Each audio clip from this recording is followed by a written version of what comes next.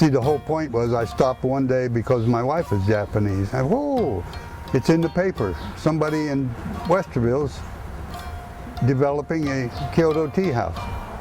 I did have the privilege of watching the grand opening.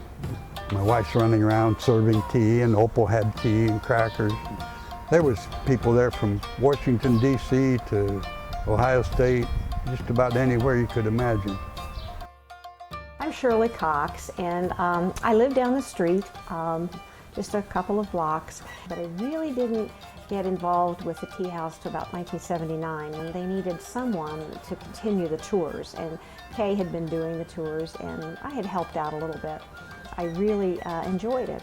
So I did the tours for that one whole year.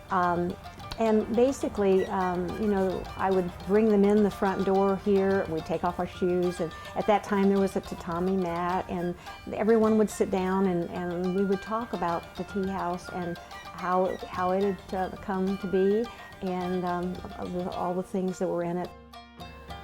My name is Mary Alice Holmes, and at the time I became acquainted with the Kyoto Tea House, I was teaching at Otterbein College.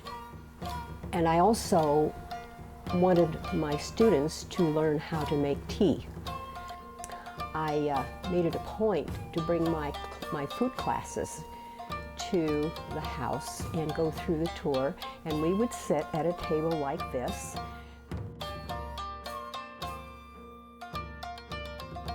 One of the neat things about that I really remember has to do with the food too, because I had no idea of what Japanese food was.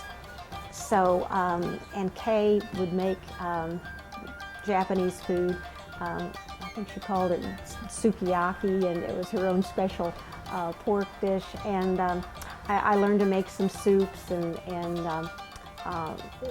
I guess that was one of the things that I have to say really affected me. And to this day, I just love Japanese food.